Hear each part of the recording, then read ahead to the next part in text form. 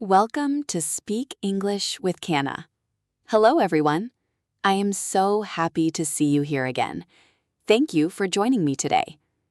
Before we start our lesson, I want to share a small story with you. A few years ago, when I first traveled abroad, I felt very scared. I remember walking into a busy train station. My heart was beating so fast. Suddenly, I looked down and realized something terrible. My small backpack was gone. I left it on the train. In that moment, my mind went completely blank. I forgot all my English. I stood there frozen. I was afraid that people would laugh at my bad English if I asked for help. Have you ever felt that way? Have you ever felt that deep fear of making a mistake when something goes wrong in a strange place? If your answer is yes, please take a deep breath.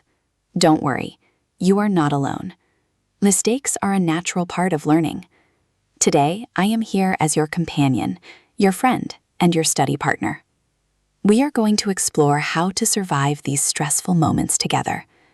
Today, we are going to learn how to handle 3 major travel nightmares using very simple, clear, and slow English. We will learn how to deal with a lost item at a station, a big mistake at a restaurant, and being completely lost in a big city. I will speak very slowly and clearly throughout this entire video, so please relax, grab a cup of tea, and enjoy the journey. But before we jump into our stories, I have an active listening challenge for you. I want you to listen with a purpose today. Please listen carefully to find the answers to these questions. Number 1, what did Mina lose at the train station? And number 2, what was Ken's wrong food order? Both answers are hidden inside the stories. If you find them, please write them in the comments section later. By practicing your English output like this, you will build real confidence and improve your skills effectively. Are you ready to begin our journey? Let's get started. Excuse me, sir. Please help me. Good afternoon, ma'am. Please calm down. How can I help you today? I am very stressed. I lost my bag. Oh, I am very sorry to hear that. Don't worry, we will try to find it. Where did you lose it? I left it on the train. I just got off the train from Liverpool. Okay. Do you remember your train number or the arrival time? Yes, it was train line LN102. It arrived at 2:30 p.m., just 10 minutes ago. That is very helpful information. What does your bag look like? It is a small backpack. It is dark blue. It has a yellow zipper. A small dark blue backpack with a yellow zipper. Got it. And what is inside the bag? There are some clothes, a book, and my camera. My passport is in my pocket, thank goodness. That is wonderful news. Please wait here at the Lost and Found counter. Let me call the platform security team right now. Thank you so much, sir. I really appreciate your help. No problem at all, ma'am. Please take a seat. I will be back in 5 minutes. Welcome back. Let's look closely at what just happened between Mina and Sam. When you realize you lost something in a public space, your brain naturally goes into shock. But notice how Mina saved herself by using incredibly short sentences. She did not use big grammar structures. She just used a powerful, simple pattern.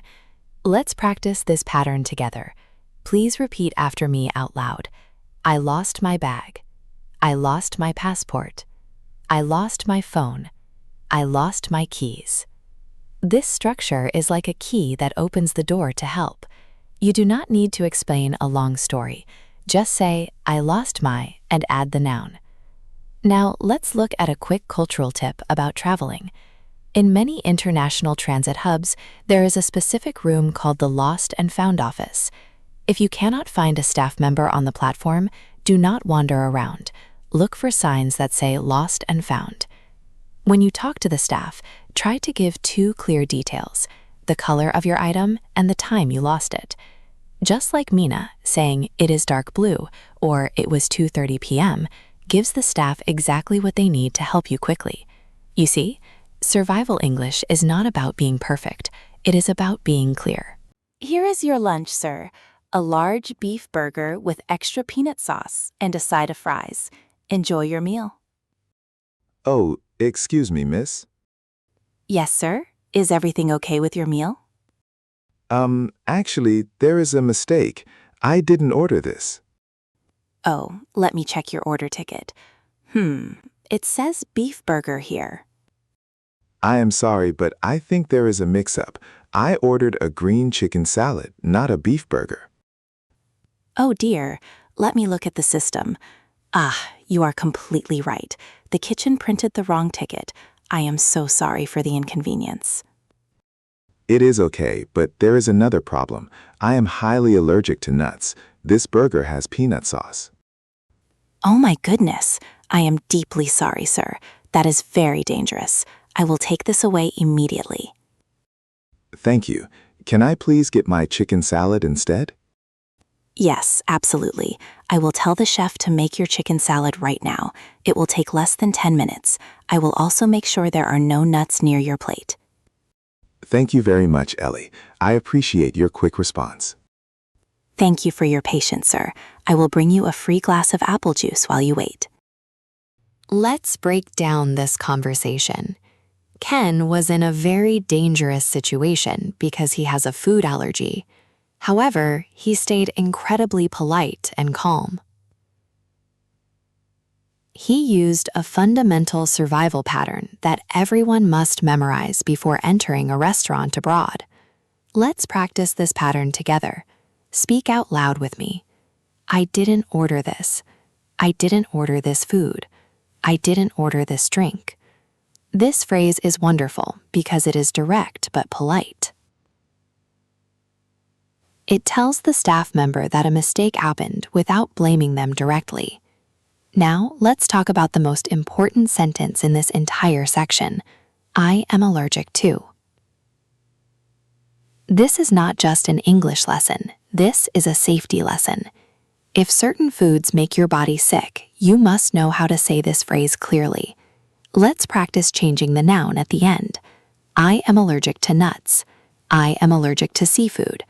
I am allergic to milk. I am allergic to eggs. In many Western countries, restaurants take allergies very seriously. When Ken said, I am allergic to nuts, Allie's tone changed immediately. She became very protective.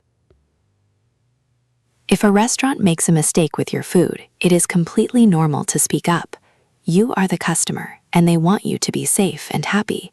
Never feel embarrassed to say, I didn't order this. Excuse me, sir. I am sorry to bother you. Do you speak English? Hello. Yes, I do. How can I help you? Thank goodness. I am completely lost. My phone battery is dead. Oh, that is a difficult situation. Don't worry. This city can be confusing. Where are you trying to go? I am looking for the nearest subway station. Ah, the Central Subway Station. Yes, I know where it is. It is not very far from here. Oh, that is a relief. How do I get to the subway station? It is quite simple. Walk straight down the street for 2 blocks, then turn left at the big blue building. Walk straight for 2 blocks, then turn left at the blue building. Is that correct? Yes, that is perfect. After you turn left, walk for 1 more minute. You will see the green sign for the subway station on your right side. Walk straight, turn left at the blue building, and it will be on my right. Is it far? No, it is very close. It takes about 5 minutes to walk there from here.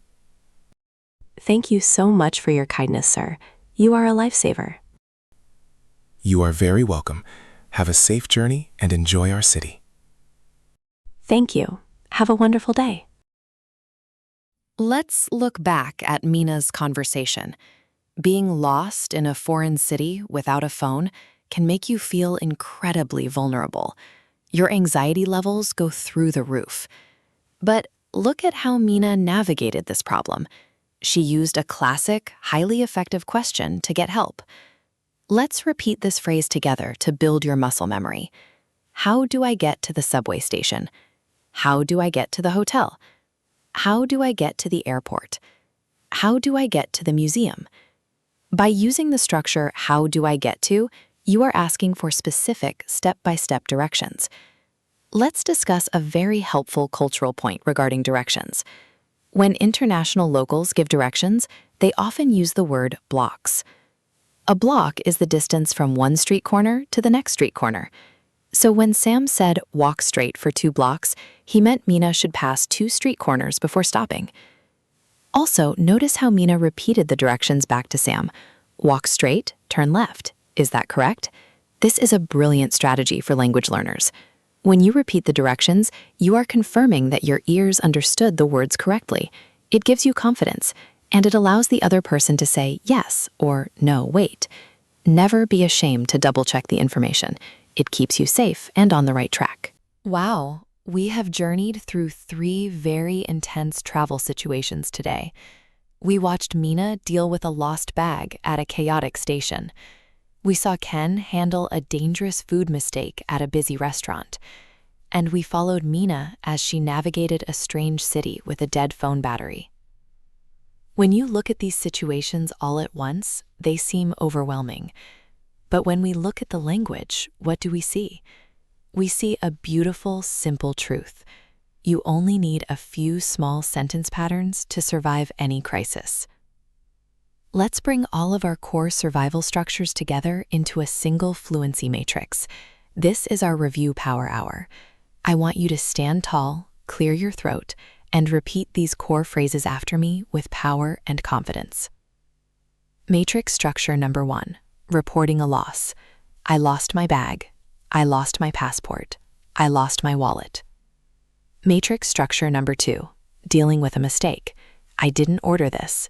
The Wi-Fi is not working. The key is not working. Matrix structure number 3, asking for navigation. How do I get to the station? How do I get to the hospital? Is it far?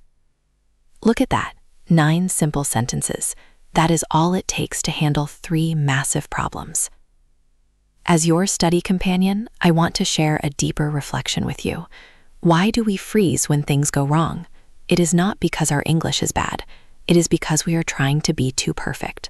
We try to remember complex grammar rules while our brain is screaming with stress. Please remember this.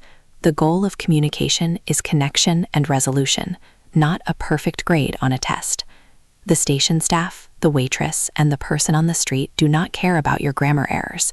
They just want to understand your problem so they can help you. Every mistake you make is simply a step closer to fluency.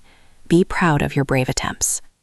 We have reached the final destination of our lesson today. You have done an incredible job staying focused and investing this time into your education. I am truly proud of your dedication and your hard work. Now, let's reveal the answers to our active listening challenge from the very beginning of the video. Do you remember the questions? Question number 1 was, what did Mina lose at the train station? Question number 2 was, what was Ken's wrong food order? If you listened carefully, you definitely know the answers. Please type your answers in English right now in the comment section below. Don't be shy. It does not matter if your spelling is not perfect. What matters is that you are taking action and practicing your English output. When you write it down, your brain locks the information into your long-term memory. I read every single comment, and I love seeing our global classroom come alive with your answers. My final piece of advice for you today is to integrate this long-form masterclass into your everyday lifestyle. You do not need to sit at a desk with a notebook for hours to learn a language. Turn this video on while you are washing the dishes, while you are preparing dinner, during your morning run, or right before you close your eyes to sleep. Let these slow, clear words wash over your mind again and again. Over time, these patterns will become a natural part of who you are. You will speak them without any hesitation. If you found this survival guide useful, please hit the like button and share this video with your friends or family members who are also trying to learn English. Your shares help our small community grow larger every single day. And if you want to support my work directly so I can keep creating these deep dive, high value lessons for you, please consider clicking the join button to become an official channel member. Thank you so much for watching, for listening, and for trusting me as your partner on this language journey. Keep your head high, keep practicing, and never give up. I believe in you. See you in our next video lesson. Bye-bye.